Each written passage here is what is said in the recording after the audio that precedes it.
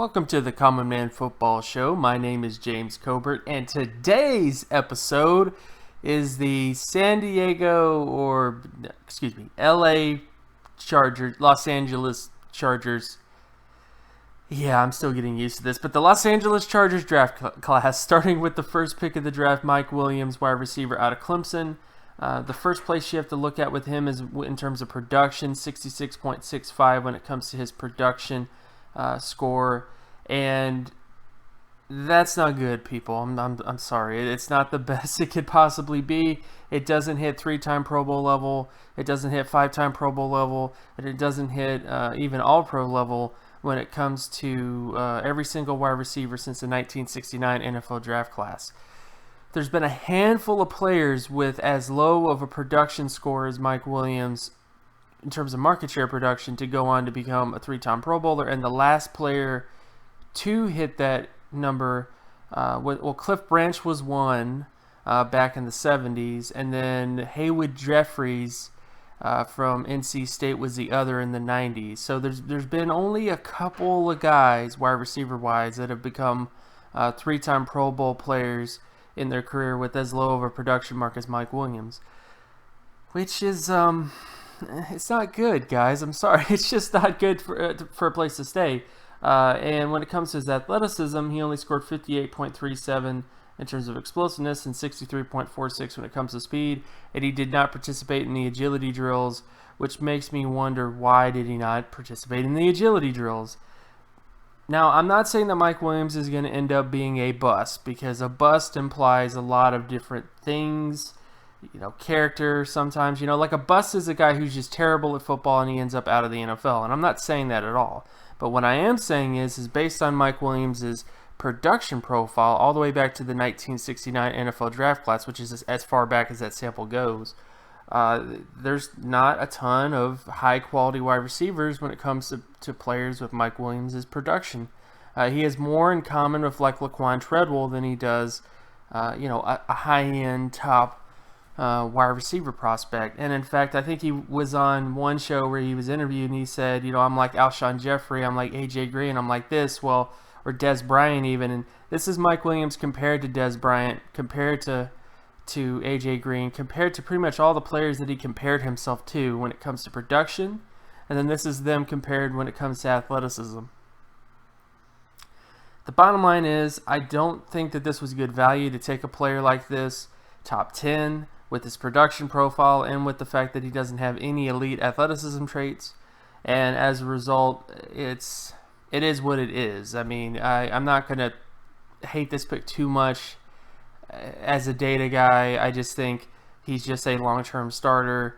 I think you could have got better value there. But let's go on to the next pick. The next pick for the LA Chargers is Forrest Lamp, guard out of West Kentucky, and this is by far your best pick of the draft in terms of athleticism. He scored 71.97 in terms of explosiveness, 94.67 when it comes to speed, and 92.73 when it comes to flexibility for his size. Lamp has elite speed, elite flexibility, and this is him compared to Sam Shields in particular as an athlete, and a few other people actually. I'll just throw up all the kind of comparables for him. He basically has elite all-pro level athleticism traits with all-pro level physical dimensions. Tackle is kind of off the table because in terms of arm length, there has not been very many successful long-term, actually there hasn't been any long-term tackles with as low of arm length as he has, or even high-quality tackles when it comes to arm length. But when it comes to the guard position, he hits every single box when it comes to physical measurables. And I think Lamp by far is probably one of the best picks that the Chargers made. And he is he's basically a top 5, top 6 player when it comes to just data, from a data perspective. He's that good of a player. Like he's even better than Garrett Bowles because he has above average explosiveness when Garrett Bowles doesn't have above average explosiveness. So I think this is just a great pick. In general, I think he's going to bolster that offensive line exponentially. And then in the second, the pick right after Lamp, you get Dan Feeney, guard out of Indiana.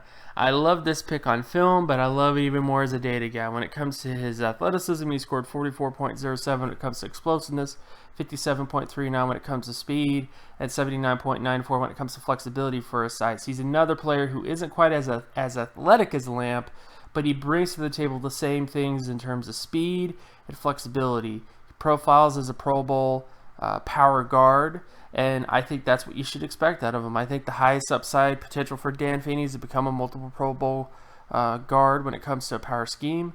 If he doesn't hit that mark, okay, but I think overall you got a great all-around pick with him. And film-wise, I'm a very big fan of Dan Feeney on film. I think he's a big guard who finishes, and in terms of a power scheme, he fits that really, really well, just in terms of his flexibility and his ability to move guys and finish and just be nasty all around. So I think that's a great pick. I think with Lamp and Feeney, you pretty much fix your interior offensive line for the future. So I love those two picks for the Chargers when it comes to continuing to build around Phillip Rivers and giving him some help inside, because I think that was definitely a point of emphasis in this draft class with those two picks. Then the next pick for the Chargers is Rayshawn Jenkins, safety out of Miami. When it comes to his production, he scored 68.30 when it comes to solo tackle market share, 75.74 when it comes to interception market share, and 87.26 when it comes to pass deflection market share. And when it comes to athleticism, he had 90.24 explosiveness, 86.68 speed, and 84.24 flexibility for his size. Highest overall upside for Jenkins is he could be a potential Pro Bowler based on his athleticism coupled with his above-average production. I'm not ready to go all the way there. He kind of misses the mark at a few things when it comes to Pro Bowl area when it comes to players by about 4 points or so when it comes to overall production score. Just to kind of think of that in perspective. But I think he's a great pick. I think first of all, again, he's a great athlete and he's above average productive. So I think this might be one of the more underrated picks that they made as a guy that doesn't get a lot of hype in Rayshawn Jenkins, but he definitely is a guy who kind of fits what they want to do from athleticism standpoint and from a production standpoint. Then the next pick, we get to Desmond King, cornerback out of Iowa. When it comes to his production, he scored 92.42 in terms of solo tackle market share, 95.59 in terms of pass deflection market share. And when it comes to, and just in general, he missed the All-Pro, Pro Bowl level when it comes to pass deflection market share, but he only missed it by 2 points, well, actually 1.5 points. 75.59 was his pass deflection market share score, and 77 is what he needed in order to hit that mark. So he's right on the edge of that, and he also has very high solo tackle market share. Overall, it was a great profile for a starting cornerback. He just kind of missed the mark by a couple of points when it comes to high-quality outcomes. So, who knows? He might be able to become an outlier based on that. And when it comes to athleticism, he scored 67.83 in terms of explosiveness, 54.65 when it comes to speed, and 92.64 when it comes to flexibility for his size. Athleticism-wise, he profiles in a very similar way. He profiles to many different types of press zone type corners. Stephon Gilmore is one example of that type of player. Who else is there? Brandon Flowers. He's kind of similar to Brandon Flowers in terms of flexibility traits. Alteron Werner, he's similar in terms of that. But essentially, corners that aren't very fast. They're about average speed for their size, but they're very flexible and have very good change of direction, quickness, in that sort of way. So I think King is a great pick. I think when it comes to the whether you view him as a safety or a cornerback or whatever, I think he's a great secondary player, and I think Jenkins and King is just going to help that secondary to become even better. So however they end up being used, both of these players are guys who really know how to play football from the secondary position. They have good athleticism in certain ways, and I just think those are two picks that have lots of potential to be really, really high impact players long term. And you got these guys, later in the draft, so that good value all around. Then we get to Sam Tevi, guard/tackle out of Arizona. When it comes to athleticism, he scored 47.44 in terms of explosiveness, 53.66 when it comes to speed. It's 64.35 when it comes to flexibility for his size. Overall, when you look at his profile, there's a potential he could become a starting tackle. His height kind of negates that to a certain extent because he's only 6'5" versus 6'6", which is kind of where you want tackles to be when it comes to high quality outcomes. But I think there's some potential there. You could be an interior offensive lineman. You could also be a starting tackle. There's some versatility here. He's never really going to be a very, very special player when it comes to offensive line play, but he is somebody that has sort of the tools that you want from that position to at least develop into something kind of solid and interesting. So I think it's a good pick in terms of like versatility. There was a couple players that were better at that spot, but I do get the sort of, like there's some components here that could end up being good with Sam Tevi. So I wouldn't write him off completely. And then the last pick of the draft for the LA Chargers is Isaac Rochelle from Notre Dame. And this is a pick that I'm not the biggest fan of when it comes to production. He scored 69.85 in terms of solo tackle market share, 14.45 in terms of sack market share, and 48.62 when it comes to tackle for loss market share. And that's just not getting it done, folks. I mean, he's not really hitting the sack area he needs to hit in terms of high quality outcomes. He's not hitting the tackle for loss area when it comes to high quality outcomes. And when it comes to athleticism, he scored 72.81 when it comes to explosiveness, 62.34 when it comes to speed, and he did not participate in the flexibility drills. So there's not a lot you can really decipher when it comes to him from that kind of perspective. So he's just kind of interesting from that perspective. But I just think there's a little, just isn't enough here to really say that he's going to become a high quality player. He could potentially be a starter, but that's like a big if because his production is so low, especially when it comes to sack market share and tackle for loss market share.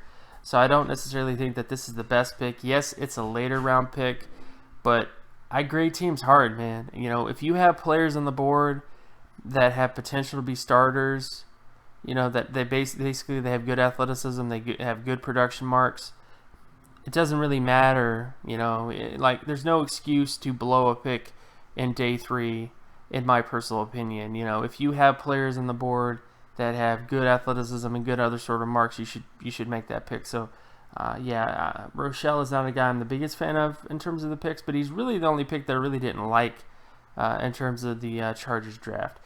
Which comes to the ultimate decision, How do I feel about the LA Chargers draft? Well, I think it's one of the best drafts in the class, despite the fact that you started with Mike Williams, which I don't think was the best start based on, high upside sort of qualities. Didn't really hit high upside potential when it comes to his production, and his athleticism wasn't exactly elite either. So despite that start, you end up with Forrest Lamp, who's by far the best offensive lineman in the entire draft class when it comes to athleticism and potential to be an elite offensive lineman inside. You get another guy in Dan Feeney who has potential to be a high quality offensive lineman inside in terms of as a power guard. He has potential to be a multiple Pro Bowl player. You get Rayshawn Jenkins at safety, who at least has a profile of a starting safety with some potential to be even higher than that due to athleticism traits. You get Desmond King from Iowa, who doesn't really hit high quality marks when it comes to his overall production, but he does have intriguing athleticism traits, especially when it comes to his flexibility for his size. He has elite flexibility for his size, in fact. And Sam Tevi at least is a solid kind of offensive lineman that you could put at guard, put at tackle, and kind of put everywhere. And then Isaac Rochelle is just that typical kind of day 3 pick that doesn't really pan out because of production or because of athleticism. But again, all around when you look at this class, it's really good. It's a really good draft class. I think there's a lot of potential here for the Chargers to become even better with these guys. And I think, those 2 picks, especially when it comes to interior offensive line, is really, really underrated. You get the best interior offensive lineman in the draft class, and then you follow it up with one of the best or one of the better power guards in the class in Dan Feeney. That is really good. So despite the fact that they made some picks at times, I still think that this is a really good draft for the Chargers when you look at kind of the potential and all that kind of stuff. So So again, we've come to the end of the show. My name is James Cobern. You can find my work at draftcoburn.wordpress.com.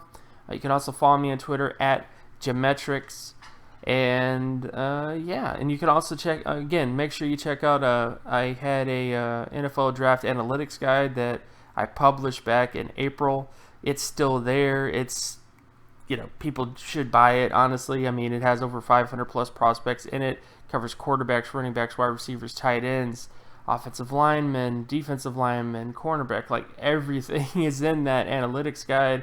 So if you're at any way interested in analytics or just data in general, I highly recommend you pick up that guide, because it has everything you need to know in terms of this entire draft class, including all the players that the Chargers drafted, and maybe even some guys that they picked up in terms of UDFAs. So you should definitely pick up that. And yeah, so again, thank you guys so much. And again, if you want more content, if you like this show, be sure to like and subscribe. Leave a comment if you have any questions. And again, share this with anybody, everybody, whoever. And I will talk to you guys in the next video. Peace.